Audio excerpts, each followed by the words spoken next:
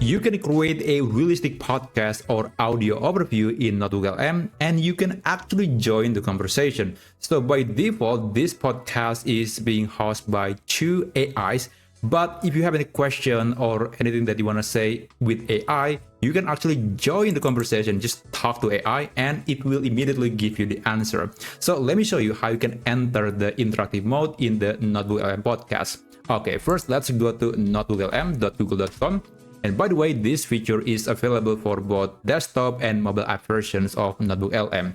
Okay, here you can either start a new project or you can open any existing documents or project that you have on your account. But in this case, I'll try to create a new project. Feel free to just skip forward if you already have a project on your account. Here, I'll try to convert this document that talks about the cat breeds, appearance, characteristic, etc. into an audio podcast. So let me just upload the file and just wait for a few seconds until the brief appear right here. And then I can start creating the audio overview or audio podcast. Now let's click customize right here. And I'm going to make the length to be shorter. And by the way, this feature is not available for every language. As far as I know, it is only available for the English language. So for most other languages, you cannot adjust the length of the audio podcast. And by the way, you can still add some instructions about maybe the things that you want to focus on the podcast, but that is completely optional. Let's click generate and just wait for a few minutes for AI to generate a realistic podcast based on the resources that you have provided. So I'm going to just skip forward and show you the result. Okay, after about 2 minutes, the audio podcast has been created and this is the result. Now, if you are opening an existing project, you might need to click the load button to make this audio overview appear. And let's enter the interactive mode. So there's one thing here that you need to know. Make sure that you have given access to the browser, to your microphone, so it can listen to what you say and transmit the audio to AI. And another thing that you need to know here is that this audio podcast in the interactive mode, you cannot jump to a specific section.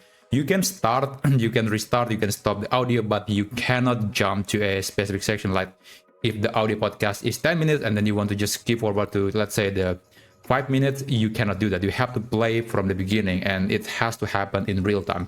Anyway, I'm going to play this and I'm going to show you a few examples, and later I'll show you another thing that you cannot do when you are in this mode. So let me play this audio. All right, let's jump right in. Today we're doing a deep dive into something I think pretty much everyone loves, but it's surprisingly complex. Cats. It really is. And we've got these sources here that just lay out this. Hey there. Want to share your thoughts on this? Hey, I just want to get the quick answer. So what is the most common cat breed from European? Oh, hey there. Great question. Let's see what our sources say about European breeds.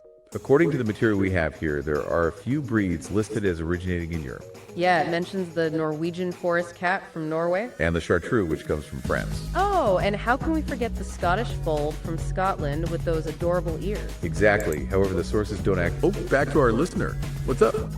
Well, thank you so much for the answer. But I also want to know, what is the most popular breed in Asia? Well, thanks for following up on that. That's a really interesting question about Asian breeds. Yeah, let's take another look at what our sources tell us. Our materials do list a few breeds that originate in Asia. We've got the Siamese and the Kamini, both from Thailand. Then there's the Japanese bobtail, of course, from Japan. And the Dragon Law.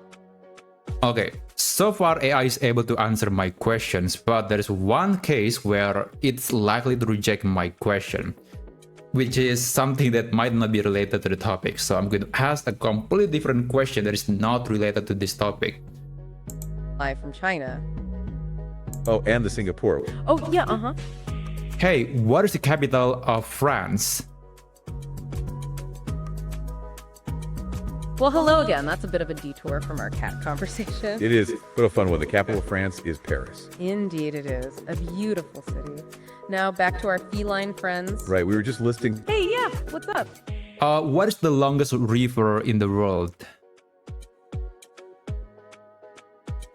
Oh, hello again. That's another fascinating question. It is, though it takes us quite far from our cats. The longest river in the world is the Amazon River. A truly incredible natural wonder, but let's loop back to our feline topic now. Right, we were just... Okay, honestly, I was surprised because it is actually still willing to answer my question, because on my various testings, it is actually kind of rejecting my question and just trying to retract me back to the original topic, which is about this cat. So maybe you will get some mixed result whether AI will answer or not answering your question when it is not related to the topic. But that's essentially how you can enter the interactive mode with audio overview in NotebookLM. So that's basically how you can do it. Thank you so much for watching this video, and I'll see you in my next video. Have a great day.